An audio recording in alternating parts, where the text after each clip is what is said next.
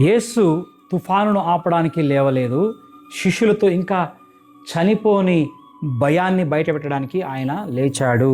మనం గమనించినట్లయితే మార్కు రాసిన సువార్త 4వ అధ్యాయం 30-41 వచనాలు మనం ధ్యానం చేసినట్లయితే ఆయన వారితో, మీరు ఎందుకు భయపడుతున్నారు, ఇంకా మీకు విశ్వాసము కలగలేదా అని చెప్తున్నట్లుగా మనము చూస్తున్నాం. ప్రియమైన దేవుని సంఘం గమనించినట్లయితే ఈ సంఘటనలో మనమంతా చాలాసార్లు మనం ధ్యానించినప్పుడు ఏం గమనిస్తామండి?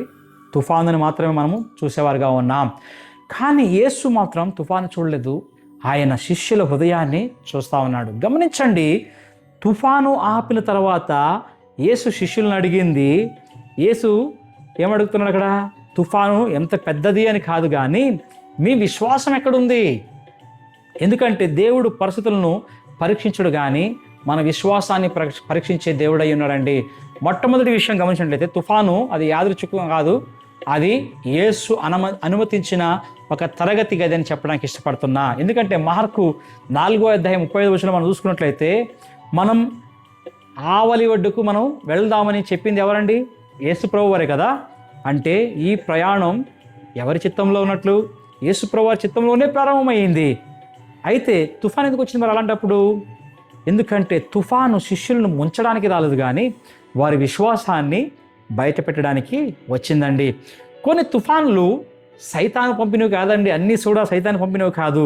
దేవుడు అనుమతించిన ఆత్మీయ పరీక్షలను కూడా కొన్నిసార్లు మనము అర్థం చేసుకోవాల్సిందిగా ఉంది.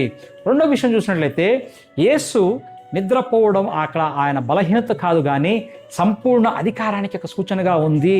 చూడండి, శిష్యులు భయంతో వణికిపోతూ ఉన్నారు, అలలు పడవను నింపుతూ ఉన్నాయి, కానీ యేసు అక్కడ నిద్రపోతున్నట్లుగా మనం చూస్తున్నాం.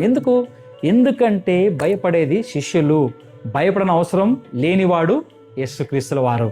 ఆయన నిద్ర తుఫాను చిన్నదని కాదు, కానీ తండ్రి చిత్తంపై ఆయనకున్న సంపూర్ణ నమ్మకానికి అది గుర్తుగా ఉందండి. శిష్యులు యేసును నిద్ర లేపారు, కానీ మూడోదిగా చూసుకున్నట్లయితే నిజానికి వారి విశ్వాసమే నిద్రలో ఉంది. ఎందుకంటే వారు అరిచారు, ప్రభువా మేము నాశనం అయిపోతున్నాం, నశించిపోతున్నాం. వారి సమస్య ఎక్కడ?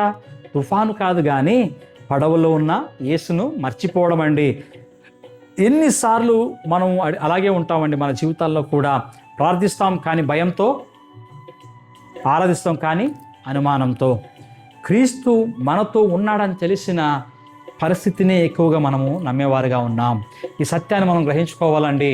4వది ముందుకు వెళ్ళినట్లయితే, మనము యేసు ముందుగా సముద్రాన్ని గద్దించలేదు, శిష్యుల యొక్క భయాన్ని ఆయన గద్దించినట్లుగా చూస్తున్నామండి. గాలి ఆగిపోయింది, అలలు నిశ్శబ్దమయ్యాయి, కానీ యేసు వెంటనే తిరిగి విశ్రాంతి తీసుకోలేదు. ఆయన శిష్యుల వైపు తిరిగి ఆయన అడుగుతున్నాడు, మీకు ఇంకా విశ్వాసము రాలేదా అని. ఇది ఈ కథలోని ప్రాముఖ్యమైన కేంద్రీకృతమైన సత్యం. దేవుడు తుఫాను తొలగించడానికంటే తుఫానులో నిలబడగల విశ్వాసాన్ని నిర్మించడానికి ఎక్కువ ఆసక్తి చూపగలిగిన దేవుడై ఉన్నాడు మన దేవుడు. ఈ సత్యాన్ని మనం అందరం కూడా గ్రహించుకోవాలండి. 5వదిగా మనం ముందుకెళ్ళినట్లయితే, తుఫాను ముగిసిన తర్వాత శిష్యులు సముద్రాన్ని కాదు, కానీ ఒక క్రొత్త యేసుని కొత్తగా చూసినట్లుగా మనం ఇక్కడ చూస్తున్నామండి. వారు ఒకరితో అంటున్నారు కదా, వాళ్ళు ఈయన ఎవరు? సముద్రము గాలి కూడా ఈయనకి ఏమవుతున్నాయి? లోపడుతున్నాయి. ఈయనకు తుఫాను ఇదే తుఫానుకు అసలు ఉద్దేశం. ఎందుకు? తుఫాను యేసు వారి కళ్ళలో మరింత గొప్పవాడిని చేసిందండి. కొన్ని ప్రకటనల్లో ప్రార్థనలు రావు, కానీ కొన్ని ప్రకటనలు ప్రార్థనలో రావు, కానీ తుఫానుల్లో అంటే మన జీవితంలో వెళ్ళే మనం కష్టాల మధ్యలో మనకు కొన్ని ప్రకటనలు వెలువడయ్యే ఉన్నాయి. ఈ సత్యాన్ని కూడా మనం గ్రహించుకోవాలండి. ఈరోజు మనం తుఫానులో ఉండవచ్చు. మన ప్రార్థన, ప్రభువా ఈ తుఫాను తీసివేయ ఉంటుంది చాలాసార్లు. కానీ దేవుడు ఇలా చెప్పవచ్చు, ఏమని? ఈ తుఫాన్లో నన్ను కొత్తగా ఈరోజు నువ్వు తెలుసుకో ప్రియ దేవుని కుమారుడు అనవచ్చు. నా కుమారుడు, ఈరోజు నా కుమార్తె, ఈ తుఫాన్లో నన్ను కొత్తగా నువ్వు ఆవిష్కరించుకో అని చెప్తా ఉండవచ్చు. మనం ఈ సత్యాన్ని మనము గ్రహించుకోవాలండి. ఎందుకంటే దేవుడు నిన్ను ఒడ్డుకు చేర్చడం కంటే నీ విశ్వాసాన్ని పరిపక్వం చేయడం ఆయనకు ముఖ్యమంటున్నాడండి. ఈరోజు గమనించారా? ఏమంటున్నాడు ఆయన? నిన్ను ఒడ్డుకు చేర్చడం కంటే నీ విశ్వాసాన్ని పరిపక్వం చేయడమే ఆయనకు ప్రాముఖ్యమండి. ప్రియమైన దేవుని బిడ్డలారా, తుఫాను శిష్యులను మార్చలేదు, తుఫానులో ప్రత్యక్షమైన క్రీస్తు వారిని మార్చాడండి. చూడండి, ఆ రోజు వారు ప్రశాంతమైన సముద్రం మాత్రమే చూడలేదు, కానీ గాలి అలలు కూడా విధేయత చూపగలిగే యేసుక్రీస్తును, రాజాది రాజులకు రాజుకు అయిన యేసుక్రీస్తును వారు చూశారు. ఈరోజు అలాగైతే మన జీవితంలో తుఫాను ఉన్నా కూడా భయపడవలసిన అవసరం లేదు. నిన్ను కాపాడేది ప్రశాంతమైన సముద్రం కాదు, కానీ నీ పడవలో ఉన్న ప్రభువుల వారని నీ గుర్తించుకుంటున్నావా ఈరోజు? అలాగైతే ఒకవేళ గుర్తించాలంటే ఈరోజు ఇలా ప్రార్థిద్దాం. ప్రభువా, నా తుఫానులో మాత్రమే శాంతింపజేయకు, నా భయాన్ని తీసివేయి. అడుగుదామా ఈరోజు?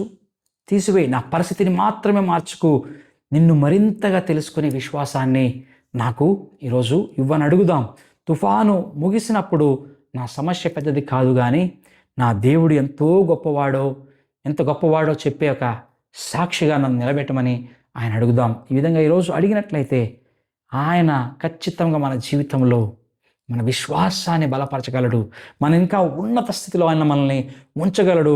ఆత్మీయతలో మనల్ని ఒక మెట్టుకు ఇంకా మనల్ని ఎదిగించగలడు. ఆశీర్వాదాలతో నింపగలడు, నెమ్మదితో నింపగలడు. దేవుడు మనందరినీ ఆ విధంగా నింపునుగాక, మనల్ని ఆశీర్వదించునుగాక. ఆమేన్.